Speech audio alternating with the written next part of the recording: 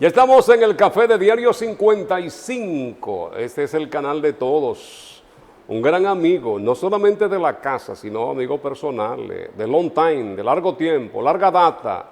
Es arquitecto. Alejandro Carrasco está aquí, una persona muy conocida y que si se fuera con él a tomar por lo menos un parámetro de cómo se vive en la República Dominicana, el tema bienestar y felicidad, estaría encabezando los primeros lugares en el ranking. Señor Carrasco, buenos días. Sí, sí, no, hombre, siempre con una sonrisa. Gracias, Fran. Siempre me ha distinguido con mucho afecto y eso es de doble vía. Ha sido Siempre, recíproco. Sí, sí. Pero ahora estoy más cómodo aún porque estoy con el hermano Con Lenin, que es... él sabe que tiene un gran admirador en todos los estamentos de su vida. Como una persona de fe, un profesional muy capacitado, respetuoso y una persona muy familiar, con un hogar precioso, una familia ejemplar. Lo felicito, hermano. Gracias, mi hermano. Eso es recíproco el afecto. Esa felicidad, esa alegría que tú siempre has manifestado, es porque naciste así o realmente es lo que tú has aprendido de la vida y lo has proyectado, porque parece como que nunca has tenido problemas, Carrasco. Los problemas siempre existen, pero gracias a Dios vengo de una familia de mucha fe, de muchos principios familiares y sobre todo de muchos afectos. Yo tengo hermanos que el mayor hoy en día va a tener 80 y pico de años, él es el mayor, yo menor, lamentablemente ya no está. Y tú sabes que los hermanos mayores, cuando ya los padres están un poquito entrando a una edad de cansancio, asumen el control. Y tú tienes que aprender a respetar por una forma o por la otra. Y gracias a Dios, siempre he visto la vida con mucho optimismo y es lo que lo comunico y lo expreso. Una vez yo me sorprendí, Fran, en el Central Park, estoy yo así, como despejado, porque estoy de vacaciones y todo, como muy despejado. Viene un señor americano de época y you have beautiful smile. Yo me quedé así. Tienes una bonita sonrisa. Digo yo, ay coño, pero este señor este era algo raro y todo, pero después me pongo sigo pensando, digo, mierda, parece que se dio cuenta que yo tengo problemas. Se nota eso. Sí. Y mira, y parece que Santiago no está tan así. Parece que la gente en Santiago, con este problema del tráfico, de las obras que se están haciendo, la gente no anda como muy contenta en la calle. Se para un vehículo a dejar un anciano y la bocina le va encima, se le quiere tirar el carro encima al otro, no hay paciencia para nada. ¿Cómo tú ves Santiago? El tema emocional. Sí. Emocional. Pero sobre todo es algo de educación. Yo, en mi primera visita a Europa, en Ámsterdam, yo veo que va la bicicleta, el peatón,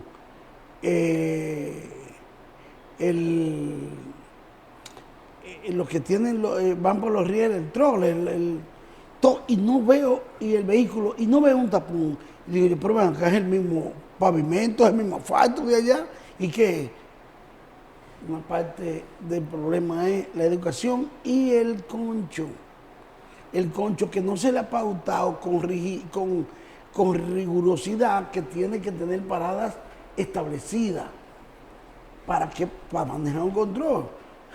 Tú te montas en una guagua en España, Europa, y se te pasó tu parada, tú puedes tocar y no te hacen caso. Ya usted paró. Ya usted pasó donde era la parada establecida, espere la próxima. Entonces, me he dado cuenta que eso.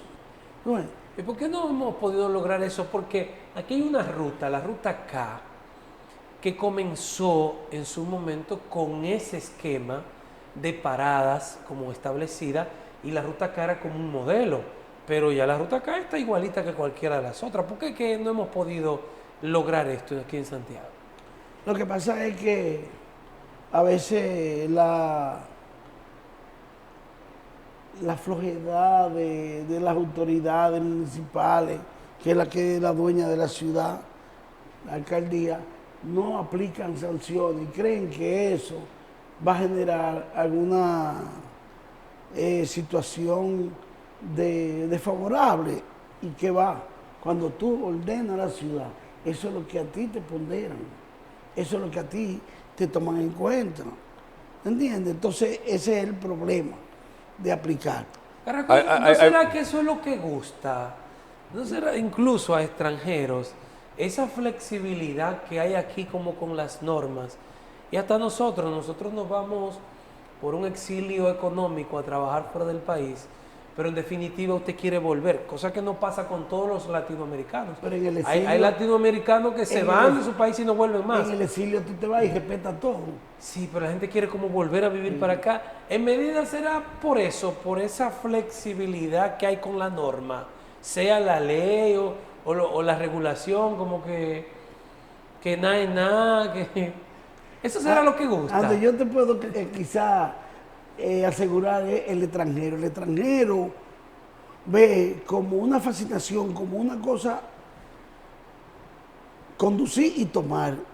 Dice, oye, pero este es el paraíso. El extranjero ve eso como algo, ¿tú me entiendes? Pero Súper muchas exótico. veces da miedo, porque una gente que está acostumbrada a cumplir con la ley, viene aquí, ve este desorden, y como anda el tránsito, muchas veces anda el país. Exactamente. Así lo ven. Sí, sí, es cierto, tiene mucha razón, Dan. Y tenemos que tomar mano dura con eso. Mire, Alejandro, ayer estaba Silvio Durán con nosotros y tocamos el tema de las construcciones, como él ha sido uno de los grandes promotores aquí en Santiago de estos grandes edificios de apartamentos. Tocamos el tema y hablaba de que las principales inversiones en estos apartamentos, en estas torres, como se le llama, son de dominicanos que viven fuera de República Dominicana, fuera del país. Nosotros hemos tenido un crecimiento en Santiago muy notable, quizás no dentro de los planes que se realizan.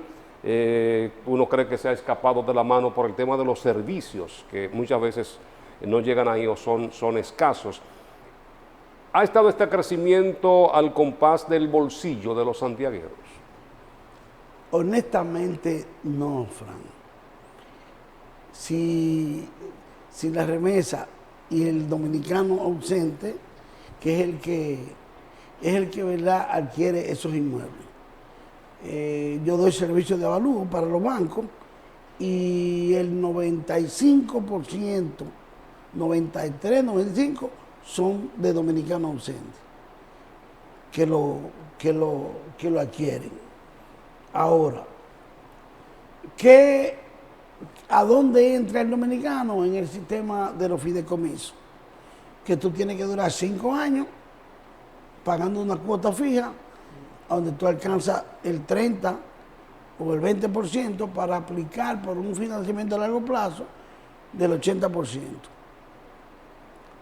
Es muy penoso que muchos dominicanos no puedan alcanzar ese sueño, pero así es la vida. El 95% es dominicano ausente. ¿A qué obedece que está tan cara la vivienda? En Santiago creo que en más que la mayoría de las provincias del país, Santiago está muy caro. Nos decía un amigo de la construcción hace un tiempo que aquí en la Juan Pablo Duarte 1 metro cuadrado está igual que en Casa de Campo. La Esmeralda y otros sitios por ahí. Y cuidado. Y más alto, así nos decía, Claro, igual claro. o más alto. Entonces, ¿por qué tan caro Santiago? Bueno, ya llegó el momento donde en la tierra, el valor del terreno es riqueza. Naturalmente hay una parte especulativa y situación del mercado se maneja según las operaciones. ¿No ves? Fulano dijo que era tanto que pedía por ese terreno y se lo dieron, ya prejuició el mercado. Oye, pero fulano vendió ese precio. Él quiere vender el otro, el vecino ha llegado, quiere vender así. Ahora, hay una preocupación que el gobierno tiene, que un gobierno que tiene el oído puesto en el pueblo. La tasa de interés, los banqueros te lo dicen, es que no podemos con esta tasa tan alta. El presidente, el gobierno, el Banco Central está obligado a hacer un encaje legal. Ya creo que lo han anunciado. No sé si son 80.000 millones. 80 Tiene para poder dinamizar el sector y la economía. Y que la tasa de interés hipotecaria baje. Porque en verdad que hay muchos dominicanos que quieren, pero la tasa no le permite. Y eso yo creo que en pocos días tienen que tomarse esa decisión para poder dinamizar la economía y dinamizar el sector de la construcción. Bueno, ahora, Lenín, con relación a que Santiago está caro, es que Santiago todavía es una ciudad manejable. Y los propietarios se dan cuenta. Además, tiene características de metrópoli. Pronto entra el monorriel, ya entró el teleférico. La movilidad, que es un tema que está en el tapete, y el tránsito. Santiago ha tenido el privilegio de ser una ciudad que se ha planificado con tiempo y en su tiempo. De las pocas ciudades que siempre han tenido una circunvalación, que te permite ese cinturón, ese cordón, accesar a los sitios rápidamente. Teníamos antes la circunvalación de Mirador del Yaque. El Mirador del Yaque, y ahora estamos por la circunvalación norte, casi saliendo por la del sur. O sea que eso ha sido una cosa que Santiago ha llevado en vanguardia siempre. ¿Y qué pasa? Hoy en día el capitaleño te dice, oye, para yo ir de tal urbanización a Ágora Mall me tomó 1 hora y media, 2 horas. Y por eso hay un refrán o una frase muy de moda que dice, toda la semana se muda una familia de Santo Domingo a Santiago. Y es por eso. ¿No es? Además, una ciudad que maneja un tema cultural. Nosotros tenemos son el año entero, Fran, y ahora tenemos 2 son. El de Antonio Queca, en Los Pepines, y el de Kiwa, Baracoa.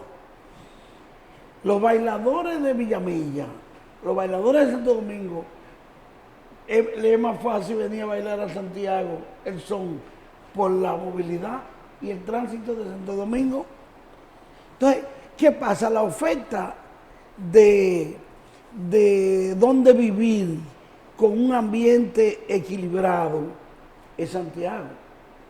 Tú tienes que estar seguro que el 90% de la gente de Mao que va afuera y cuando regresa viene a Santiago. Eso lo hace el de Moca, eso muchos veganos. Y por eso es que crecemos y tú dices a veces, ¿qué pasa? ¿No está saturado el sector inmobiliario, la oferta inmobiliaria en Santiago? ¿No hay más de lo que el mercado necesita? No, siempre andamos por debajo de la demanda. ¿Por debajo de la demanda? Sí, porque las necesidades de vivienda son, ¿cuánto? Lo que pasa, Alejandro, que hay muchos cerrados, y así como tú señalas de que son inversiones de dominicanos que residen fuera del país, que no los van a vivir, si no lo hacen como inversión, son muchos los que hay cerrados, y la demanda va a continuar si están todos estos cerrados. Yo considero que lo que debemos estimular más es la vivienda de bajo costo. Esa. Y debe de reformarse el plan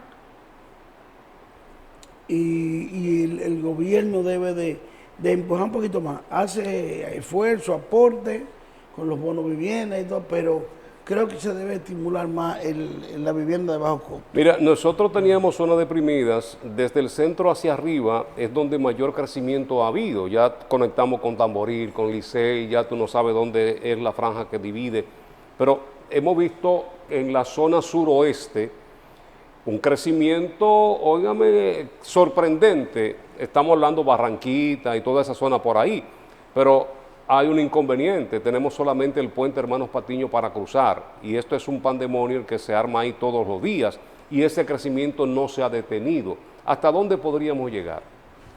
Frank, tú has tocado una inquietud grande mía. Tú sabes que había un prejuicio con la otra banda. La gente no le gustaba cruzar del otro lado del río, pero hoy en día es una zona que tiene 2 universidades, tiene la estatal, el Estado Dominicano, la UAS, y tiene la de Lisa. Tiene servicio de banco, supermercado y una calidad de urbanizaciones de sectores. Yo digo que yo soy el vocero número 1 de que hay que hacer el otro puente. Tú te das cuenta cuando la prolongación de la Francia, que hubo un alcalde que la llegó hasta la circunvalación, Mirador de Yaque.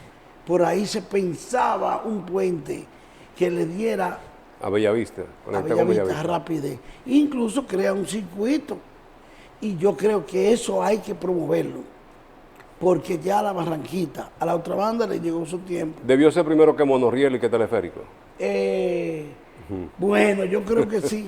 Sí. Porque en lo que esperamos esto, hemos llegado a una situación y ve que con un solo puente es manejable la vialidad. Por ejemplo, hay un esquema de manejo en la hora pico, 7 de la mañana, para la movilidad llevada por la DGC, creo, y funciona muy bien. Pero ese puente hace falta, ya, le llegó el momento a la otra banda, a la Barranquita, Bellavista, y es como tú dices, es un crecimiento que no, eso es torre y torre. Eso hay que prestarle mucha atención a ese puente. Tiene razón los que han dicho que se percibe falta de planificación en el desarrollo de las mega obras que se están haciendo aquí en Santiago y que por eso tanto caos en el tránsito. Tienen razón al decir que no ha sido buena la planificación, el desarrollo de las obras. No puedo contradecirme, Lenín. Santiago ha tenido como desarrollo urbano una excelente planificación. Tú ves, las zonas de asentamientos irregulares han sido controlados a tiempo.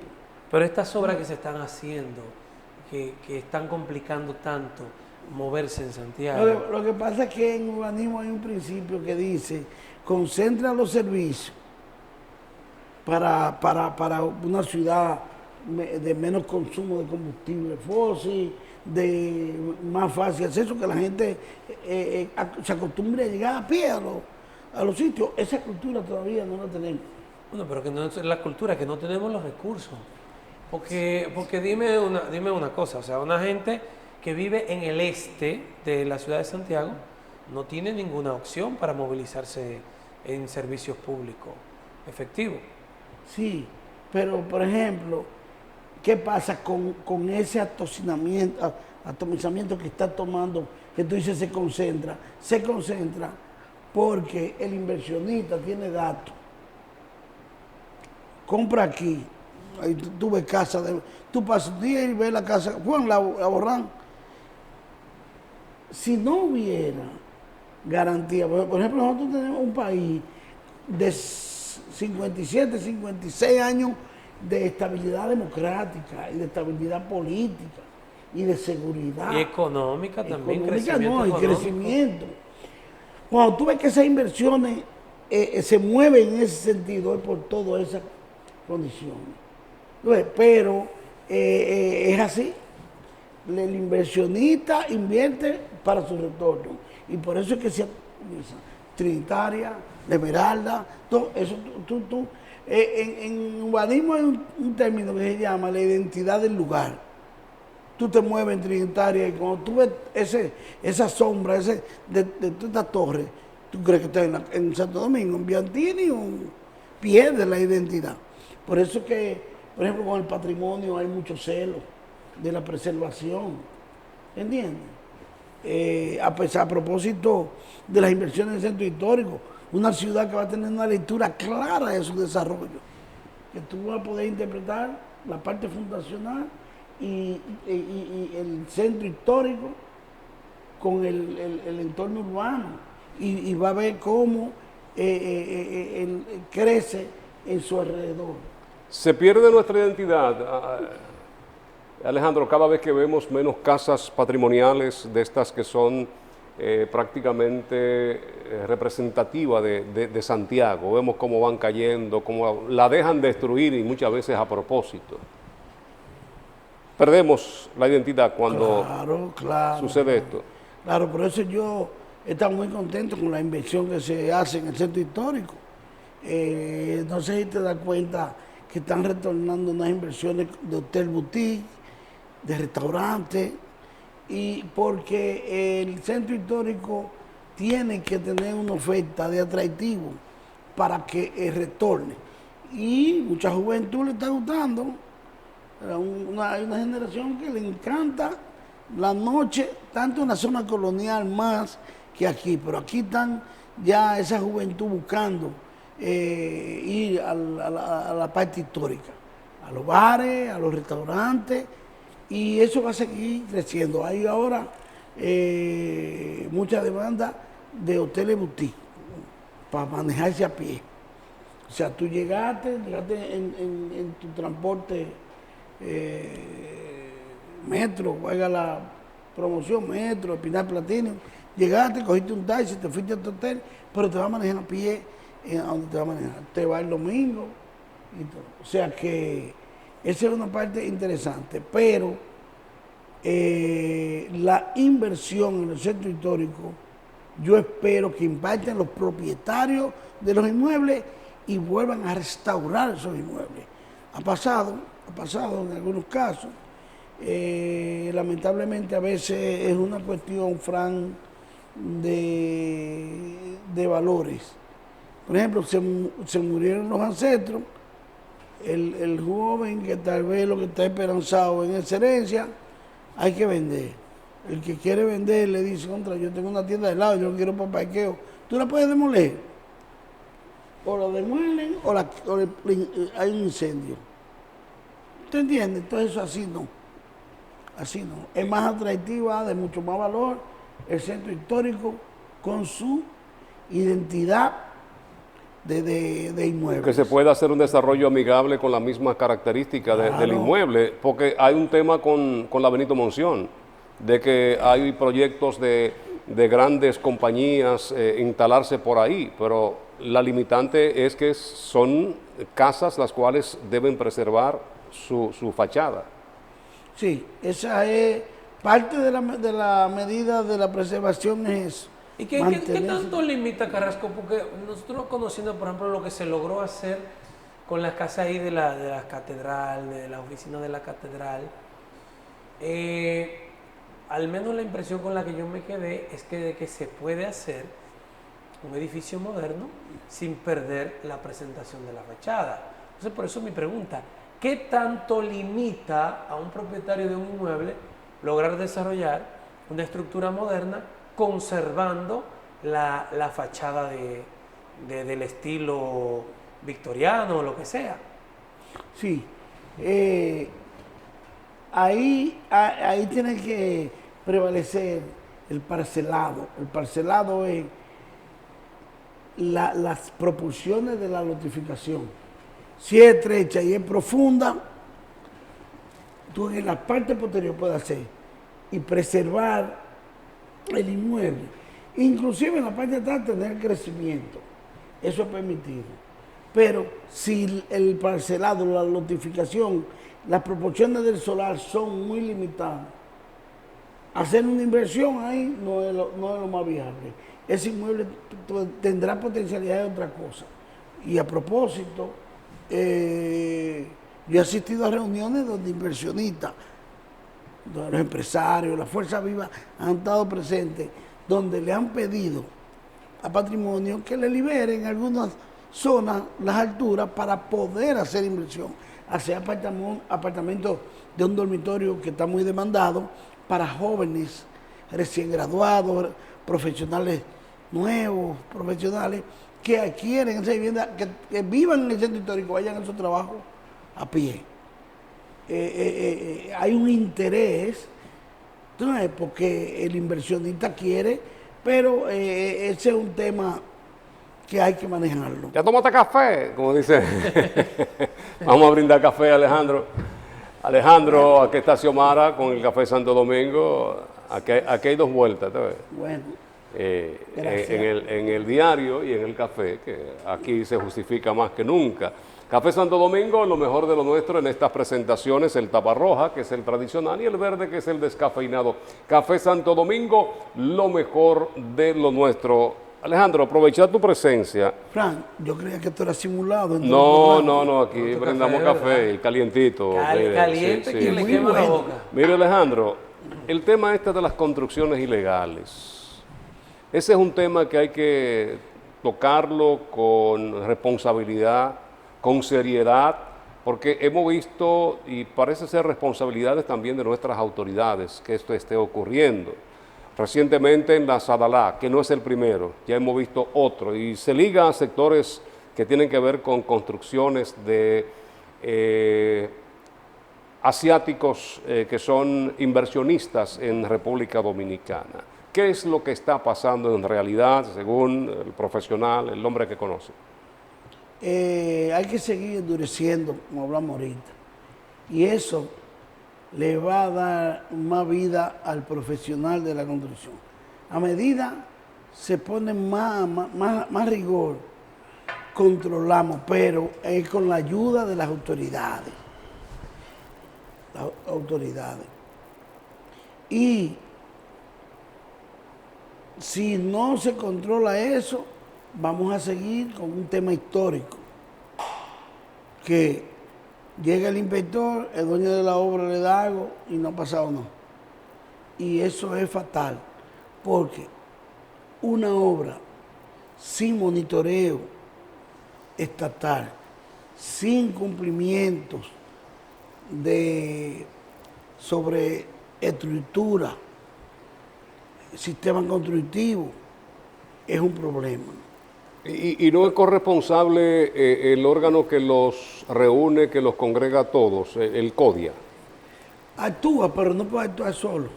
Pero es corresponsable. También, es cierto. Ayuntamiento, Ministerio de Obras Públicas, quien tiene que supervisar obras. Hoy en día, Ministerio de la Vivienda, sí. Hasta un poquito más lejos, hasta el mismo fondo ese de las pensiones de los constructores. Debieran colaborar. Porque ellos van a cobrar. Ellos cobran. Ellos van a las obras. Sí, esto debiera ser una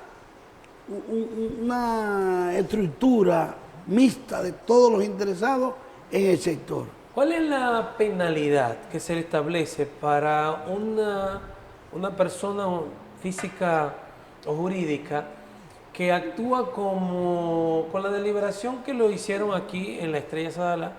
O sea, gracias a Dios que se cayó un domingo, no había nadie, esa plaza que están construyendo ahí, pero que se supone que no contaba con los permisos y que el ayuntamiento le había impedido, y que recientemente estuvieron por ahí y le habían paralizado la obra y continuaron. ¿Cuál es el tipo de penalidad que recibe los responsables de eso? Y agregamos que aparentemente no había un profesional calificado al frente de la obra. Eso pasa siempre.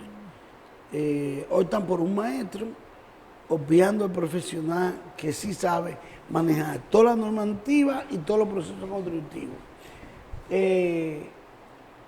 La gente a veces no se imagina el proceso. Esto comienza como cuando una gente va por emergencia, que le toman la muestra, sácale. Una construcción se comienza. Lo primero, el estudio del suelo. Usted no sabe qué hay en ese suelo. Un estudio de suelo. Ese estudio te dice, usa platea, usa zapata aislada, usa zapata combinada. Lo primero. Claro. Y después de ahí, esos datos los maneja el arquitecto y el ingeniero estructuralista. Y por eso, a veces, las personas, la ciudadanía no quiere someterse a eso, asumiendo un riesgo.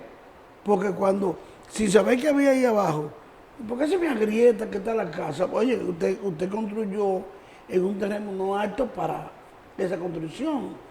Es un peso que va a soportar. Y por eso pasan esas eventualidades.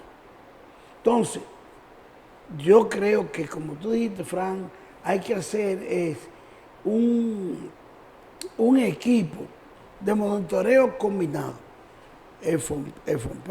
FOPECON, CODIA, Ayuntamiento, Ministerio de la Vivienda.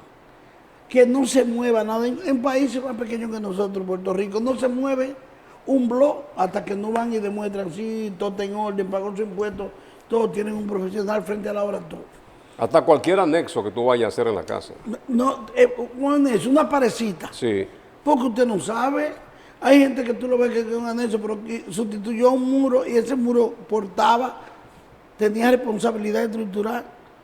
Y pasa un movimiento suave y ahí se ve la consecuencia. Entonces es un problema que hay que resolver. Pero y eso, Carrasco, el que le dicen no puede seguir construyendo y lo hace. Como parece que pasó Mira, aquí. ¿Qué? ¿Ya? No, ¿Una multa ya? La inquietud y la intención de la autoridad es que tú te regularices. Pero regularizar cuando arrancaste, hay que sacar testigos a la estructura, un escaneo, si cumple con la varilla que demanda, todo eso. Si no, hacer demoliciones, vaciar hormigón de nuevo o aumentar la cantidad de acero, todo eso. En caso violatorio del lindero, es que la penalidad es demoler. Tienen que respetar la distancia con el vecino. Ya. En esos casos. Pero nunca tú vas a ver que te van a recomendar una demolición total, salvo el caso, ¿no? Pero lo que la autoridad quiere que te regularice es contratando a los profesionales correspondientes para ese tipo de solución. Da la impresión de que es floja la normativa, la regularización con relación a eso, como No. que la gente prefiere arranco y no me importa y me ponen una multa, parece que ni irrelevante es la multa. No, La gente prefiere pagar la multa. Sí. Pero la multa es regularizarse, que termine el proyecto, los planos, que haga los estudios, si ya comenzó la construcción y no hubo una supervisión secuencial por las autoridades, tienen que hacer los estudios, sacar los testigos de concreto, todo eso. Entonces, no es solamente pagar, no, es regularizarse, que demuestre que ese proyecto está correctamente construido. Desde tu análisis como profesional de la arquitectura y el mundo de la construcción, ¿qué fue lo que pasó en Jet Set? Este informe que nos dieron, ¿cómo se interpreta? ¿Cómo debe interpretarse a nivel del hecho de la construcción que se cae? ¿Qué pasó ahí? Hay mucha complacencia. A veces hay profesionales que quieren complacer a un propietario por ganarse un trabajo y no le dicen la verdad al propietario. Bueno, cuando se trata de eso de centro de diversión y todo, que hay sonido, que hay una actividad de vibración y todo eso, y sobre todo el exceso de confianza en ese techo con todas las responsabilidades que le pusieron. Eso pasa. ¿El techo estaba muy cargado arriba o abajo? Arriba. Arriba. Sí. Se- No ves que, por ejemplo, tuviste el resto de la losa donde estaba apoyada y donde desciende en el medio.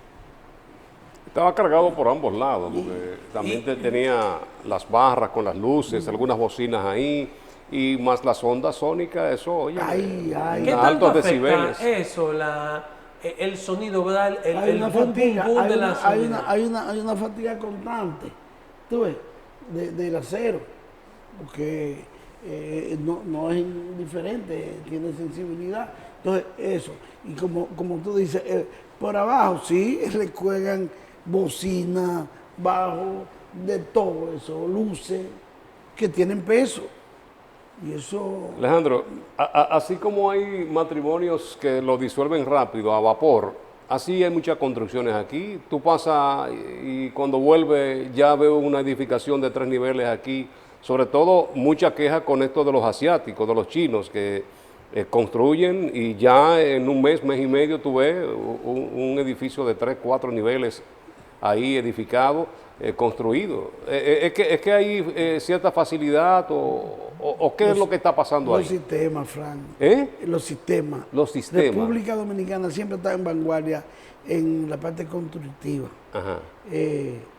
Tú puedes explicarte en los tiempos que se hizo el monumento, ese elemento allá arriba, con hormigón vaciado y los andamios que hubo que hacer. Imagínate, hoy en día nosotros tenemos esos sistemas de muros vaciados, ¿tú ves? De hormigón, que eso es a la vez simultáneamente muros y losa. Entonces en 15 días tú preparas y combinas esos dos. Pero aquí muchos edificios de apartamentos comienzan y te dicen entrega en 3 años y como esto en 2 meses ya están construidos. No, los 3 años son los fideicomisos. ¿Lo que fideicomiso de No, qué? claro, porque una gente que sabe manejar bien el fideicomiso, carajo, en el fideicomiso de bajo costo, tú no te puedes emocionar mucho de que para terminar rápido, porque va a pagar muchos intereses y lo que se supone es que el adquiriente te aporte recursos, la fiduciaria te suministra y tú desarrolles con ella. Hasta que llegue ya al por ciento, donde va a aplicar al banco por el 80% o el 70%, y ahí sí tú tienes compromiso de entregar después de eso. Pero en el fideicomiso bajo costo no. Si tú quieres acelerar el proceso constructivo, tienes que acudir a la banca convencional, a la banca hipotecaria, a coger préstamos para desarrollar y tiene un impacto en el proyecto. ¿Cuánto cuesta una vivienda de bajo costo? 4 millones, de 4 millones 700. Para abajo. ¿Y dónde hay? En Santiago no hay nada de 4 millones. Imagínate. De 4 millones para abajo. Estaba en 2 millones y medio, no se puede hacer nada, ni una habitación. Yo estoy haciendo una hora de un dormitorio, 3.8, 60 metros. ¿Qué es más costoso, el terreno o la construcción? Buen tema. Tú sabes que con estas importaciones, los orientales, todos estos materiales se han mantenido estables, inclusive tienen a veces, lo de gran impacto no bajan tanto, el acero y el cemento. Pero por ejemplo después accesorios, baños, accesorios eléctricos, todo eso son el terreno, Franco. Tú no te puedes imaginar, ahorita donde dice Lenín, que 1 metro de tierra, ahora después del hotel y Ágora, puede andar sobre los 50,000 pesos. Naturalmente en un tramo, porque el proyecto mismo impacta. ¿Cuándo tú habías visto eso?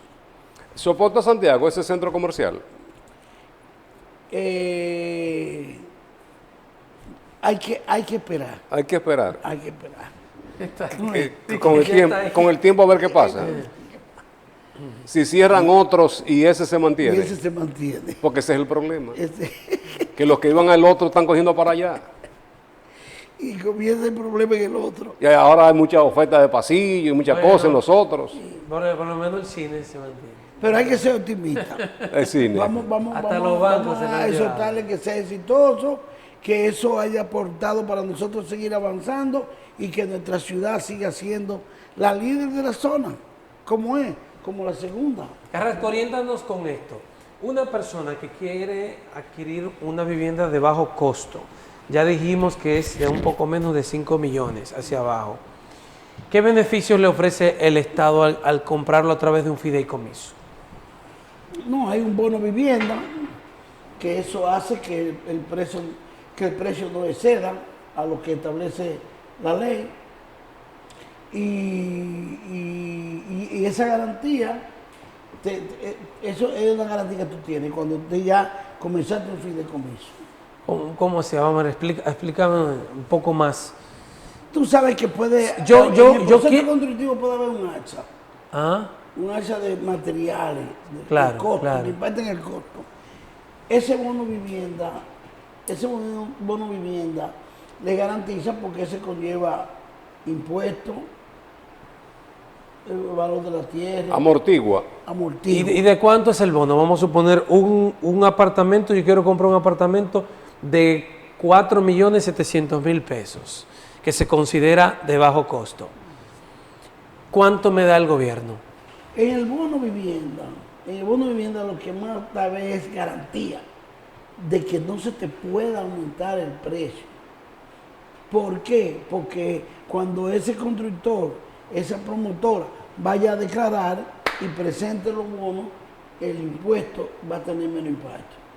Bueno, que el bono es más de garantía.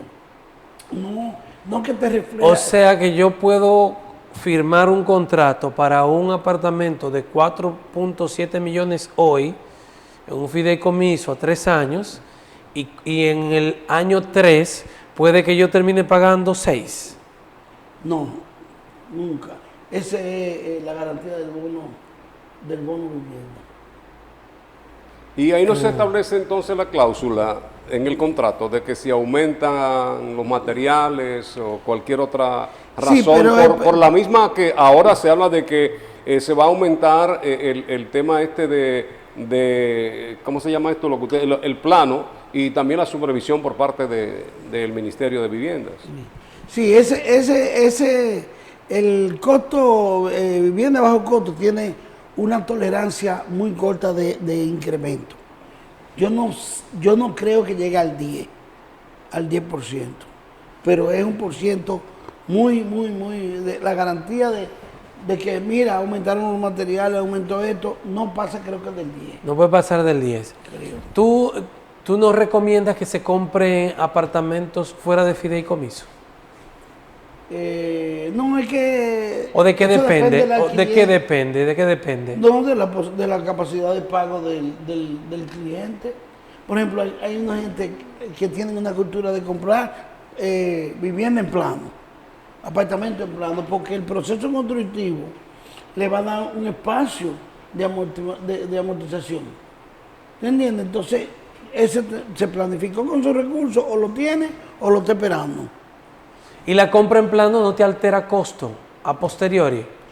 No, a ver, por eso se dolariza.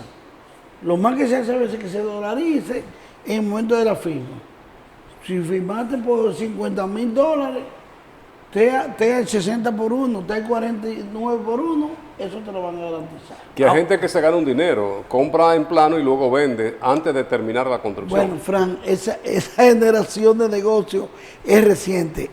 No es reciente, pero ahora mucho más. Gente que compra en plano. Se gana un dinero ahí. Claro, ¿por qué? Porque hace así, el promotor vendió todo y él lo tiene.